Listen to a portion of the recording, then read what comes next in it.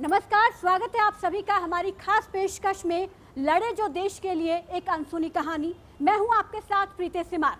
वो लड़े देश के लिए और हमेशा के लिए मौत की नींद सो गए, वो शहीद हो गए। ये सब हम कहानी किस्सों में सुनते हैं, लेकिन कुछ कहानियां ऐसी हैं जो अनसुनी हैं।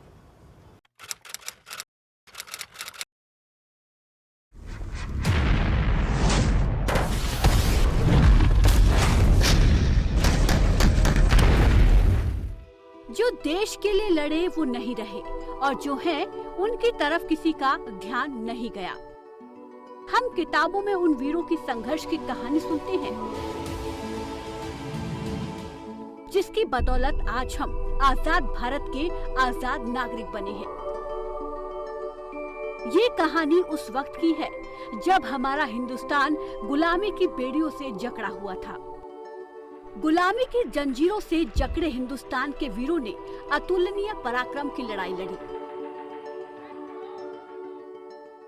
आज आजादी के 75 सालों के बाद आजादी के एक मतवाले की जुबानी सुनेंगे वीरों की वो वीर गाथा जो कहीं ना कहीं अनसुनी और अनकही रह गई। ये कहानी है उन वीरों की जिन्होंने बिना झिझके देश के लिए अपने प्राणों की आहुति दे दी।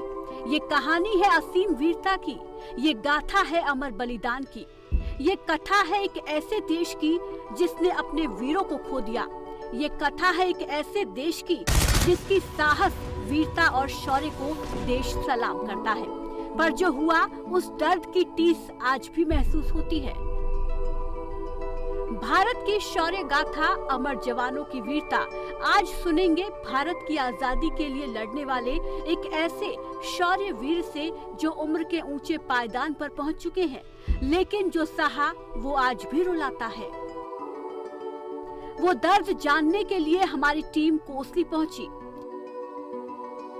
ऊंची नीची पगडंडियों और सड़कों से गुजरते हुए सीधे पहुंच गए उस फ्रीडम फाइटर के घर। 101 साल के स्वतंत्रता सेनानी मंगल सिंह उन वीर सपूतों में से हैं जिन्होंने देश की स्वतंत्रता के लिए बलिदान कर नेताजी सुभाष चंद्र बोस के साथ आजादी की लड़ाई लड़ी और अंग्रेजों के अत्याचार सहे।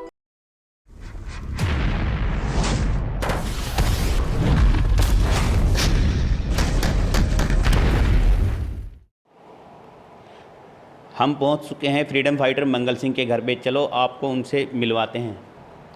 बाबा, आप स्वतंत्रता सेनानी रहे हैं। हाँ। आपने अंग्रेजों के साथ लड़ाई लड़ी है, कैसा व्यवहार रहा है आप?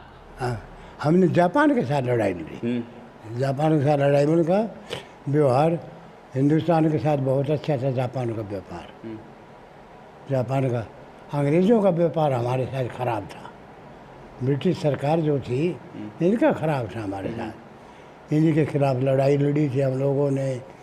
मैं 8/8/1940 में भारत की सेना जो गुलाम देश था उसमें भर्ती हुआ था। वहाँ यहाँ 5 महीना ट्रेनिंग करने के बाद और यहाँ से हमारी कंपनी खड़ी होकर के, जीटी कंपनी, मोटर कंपनी खड़ी होकर के मलेशिया देश में गई थी। मलेशिया देश में वहाँ हिंदुस्तानी एक ब्रिगेड रहता था जिनकी 4000 के करीब नफरी होती थी एक ब्रिगेड की। वहाँ रहते 8 महीने हम लोगों को हो गए थे। उस वक्त जापान और अंग्रेज़ों की आपस में लड़ाई हो गई। अंग्रेज़ हिंदुस्तान को गुलाम बनाया था अंग्रेज़ों ने, और जापानी उसके खिलाफ हो गए थे अंग्रेज़ों के। आपस में लड़ते लड़ते 2 महीने के बाद अंग्रेज़ हार गए। अंग्रेज़ों का अफसर सिंगापुर में फेरियर पार्क जगह थी एक, वैसे 3 देशों में गया मैं। सबसे पहले मलेशिया देश में गए थे हम। मलेशिया देश से लड़ते लड़ते थाईलैंड में गए, थाईलैंड से सिंगापुर में, सिंगापुर से फिर बर्मा में आ गए।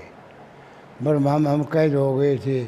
कैद होने के बाद में और वहाँ जापानी अच्छी हमारी देखभाल करते रहे। करते करते चलते चलते ये काम नेताजी सुभाष चंद्र बोस आ गए।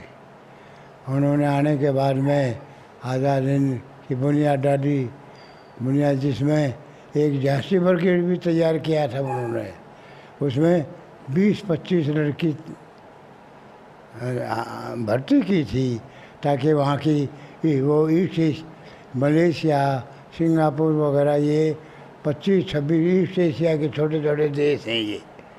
इन देशों को जोश दिलाने के लिए नेताजी हर देश में जाते थे, क्योंकि पैसे की ज़रूरत पड़ती है। फौज को तो खाना भी चाहिए, कपड़े भी चाहिए, अम्यूनिशन भी चाहिए, हर चीज़ की ज़रूरत पड़ती है।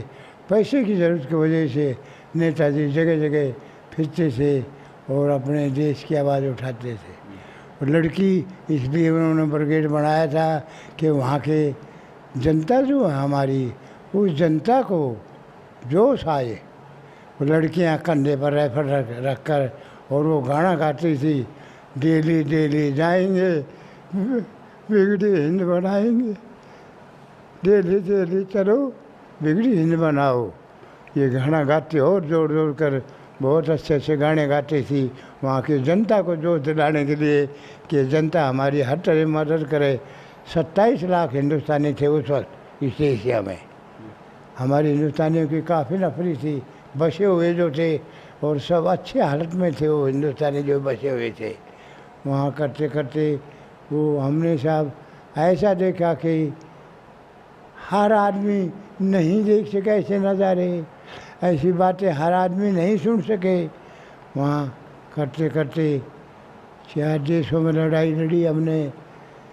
मैं वो लड़ाई लड़ी, उस लड़ाई को कहते थे 39-45 सेकेंड वार, सेकेंड ग्रेड वार 39-45, जो अंग्रेज़ों की जापान की लड़ाई हुई थी। लड़ाई लड़ते लड़ते और फिर सन 62 में हमने अपनी पाकिस्तान के साथ भी लड़ाई की। कश्मीर में जो झगड़ा हुआ सन 62 में 48 में, उसमें भी मैं हिस्सेदार था। सन 62 में चीन का झगड़ा था, लड़ाई थी, उसमें मैं शामिल था। सन 65 में पाकिस्तान के साथ झगड़ा हुआ, उसमें मैं शामिल था। सन 71 में सबसे बड़ी भयंकर लड़ाई हुई थी जो कि ब्रिटिश पाकिस्तान के 90,000 आदमियों से हथियार डलवाए थे हमारी सरकार ने। करते करते आज़ादी की लड़ाई लड़ी। आज़ादी को हमेशा सुभाष चंद्र बोस यही कहते थे कि भाइयों कुछ भी होगा हम नहीं देख सकेंगे, लेकिन हमारी संतान आज़ादी ज़रूर देखे। लोगों को हौसला बढ़ाने के लिए कि हम मर जाएंगे कोई बात नहीं, लेकिन हमारी संतान तो आज़ाद होगी। हम मर जाएंगे कोई बड़ी बात नहीं है, लेकिन हमारी संतान तो आज़ाद होगी। देश का विभाजन हुआ था, जब पाकिस्तान और भारत का युद्ध हुआ था, जब वहाँ से लोग क्या बोलते हैं, लोग भगा दिए गए थे, हिंदू भगा दिए गए थे वहाँ से। उस समय के क्या हालात थे? उस वक्त देश के हालात जो थे ना, देश के हालात ख़राब ही थे। उस वक्त मैं रोहतक पुलिस में था। देश के हालात ख़राब ही थे, लेकिन क्योंकि जिन्ना की वजह से उसने पाकिस्तान मांग लिया, वापस में झगड़ा हो गया, गांव में हो गए, तो उस वक्त हालात ख़राब ही थे। काफ़ी हिंदू भी मारे गए, बेपनाह बेकसूर मुसलमान भी मारे गए। बहुत ख़राब हालत थी देश की, अच्छी हालत नहीं थी। अच्छी हालत नहीं थी उस टाइम, सन 1947 की में देश की अच्छी हालत नहीं, जब विभाजन हुआ देश का, उस टाइम अच्छी हालत नहीं थी। अच्छी हालत नहीं थी, वैसे भी देश कमज़ोर था, देश के पास कोई ताकत नहीं थी। यूएनओ ने हमारी कश्मीर में जो लड़ाई चल रही थी, तो मैं कश्मीर में गया था उस वक्त। लड़ाई जो चल रही थी वो ठीक थी, लेकिन यूएनए की गाड़ियाँ आ गई वहाँ, और यूएनए ने दबाव डाला हमारे पंडित नेहरू पर कि सीज फायर करो। अभी हमारे देश आज़ादी हुआ था, इतनी ताकत नहीं थी देश के पास जो कि हम यूएनए को इनकार कर दें कि हम जो से लड़ाई बंद नहीं करेंगे। तो मजबूरी में लड़ाई बंद करने, और लड़ाई बंद करने के बाद ये इतना भारी एक झमेला बन गया हिंदुस्तान के लिए कश्मीर का कि कभी भी ख़त्म नहीं होगा। ये देश के पास आज़ादी हुआ था, ताकत नहीं थी इतनी जो यूएनओ की बात को मोड़ देता, इनकार कर देता। लोग कह तो देते हैं कि नेहरू ने इनकार नहीं करना था। भाई जो जिम्मेवार आदमी होते हैं उसको पता होता है कि क्या हालात हमारे, अगर हम इनकार करेंगे इससे भी और ज़्यादा देश खराब हो जाएगा। इसलिए पंडित नेहरू ने बगैर कैबिनेट के सलाह लिए बगैर ही उन्होंने सीज फायर करवा दिया था आर्मी का। और वही कमी जिंदगी भर हमेशा जब तक हिंदुस्तान पाकिस्तान रहेगा ये झगड़ा ख़त्म नहीं होगा। कितना उग्रवाद हो रहा है, कितने लोग मारे जा रहे हैं, क्या क्या बर्बादियाँ हो रही है, वो सब वक्त हर किस्म से उन्होंने दबाने की, क्योंकि साहब खूब खा पी रहे थे देश से, देश कमा रहा था वो खा रहे थे हिंदुस्तान। बहुत देश की कमज़ोर हालत थी उस वक्त, बहुत गरीबी थी देश की, जो कुछ कमाते थे ले जाते। हम 2 साल अकाल पड़े इस इलाके में 38-39 में, तभी हम जाकर फौज में भर्ती हुए थे, क्योंकि इस इलाके में कोई नहर नहीं थी, कोई बिजली नहीं थी, कोई नदी नाला नहीं था, क्योंकि हमारी आर्मी जो थी ये आज़ाद हिंद फौज के जवान होने से, जगह जगह शोर मचने से, प्रोपेगेंडा होने से आर्मी, हमारी आर्मी जो थी उसकी भी आँखें खुल गई। और उन्हीं की आँखें खुलने से तब अंग्रेज़ों की सीआईडी ने पता किया कि भाई इंडियन आर्मी का क्या हाल है। कहा जी इंडियन आर्मी जैसे आईएनए बदल चुकी ऐसे इंडियन आर्मी बदल चुकी।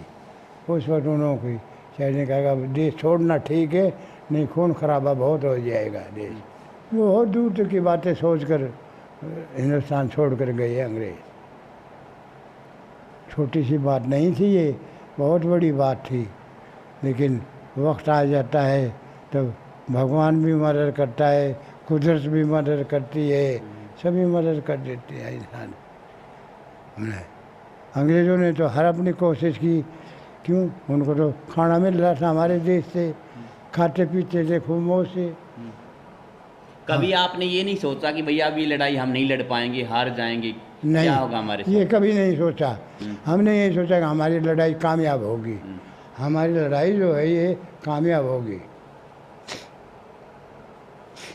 हमारी ये जो हमारे नेताजी बार बार कहा करते थे, जगह जगह भाषण करते थे गांव में, वो उस इलाके में से कि भाइयों चिंता मत करो, तुम मुझे खून दो मैं तुम्हें आज़ादी देखूँ, तुम मुझे खून दो मैं तुम्हें आज़ादी दिलाऊँगा, मेरी बात झूठी नहीं हो सकेगी। हमेशा यही उनका यही था। अंग्रेज़ों ने हौसला गिराने के लिए बड़ी कोशिशें की थी, लेकिन हर आदमी का यही ख्याल था कि हमारा देश आज़ाद होगा। बहुत दिन हो गए देश को टक्कर खाते हुए, अब आज़ादी होगा देश। हर आदमी का हौसला था, किसी का हौसला गिरा हुआ नहीं था उस वक्त कि हमारा देश आज़ाद होगा, हर हालत में होगा। तभी वो अंग्रेज़ हिंदुस्तान को छोड़ कर गए। अगर उनको ऐसा होता कि हिंदुस्तानियों को विश्वास नहीं है, वो कभी देश को छोड़ कर नहीं जाते हिंदुस्तान को, तभी छोड़ कर गए। अब हिंदुस्तान में हमारा पैर नहीं जमाएंगे, अभी अगर हम पैर जमाएंगे तो हमारा बड़ा नुकसान उठाना पड़ेगा हमको, तब वो इस देश को छोड़ कर गए। ऐसे नहीं गए इसे आप छोड़ कर। सुनिए आपने आज़ादी के मतवालों की अनसुनी कहानियाँ। आज़ादी की कहानी केवल किताबों में जो हम पढ़ते हैं वो काफ़ी नहीं है। असली कहानी तो वो स्वतंत्रता सेनानी बताते हैं जो आज भी देश में जिंदा है। खबर फास्ट ऐसे फ्रीडम फाइटर को सलाम करता है। जय हिंद, जय भारत।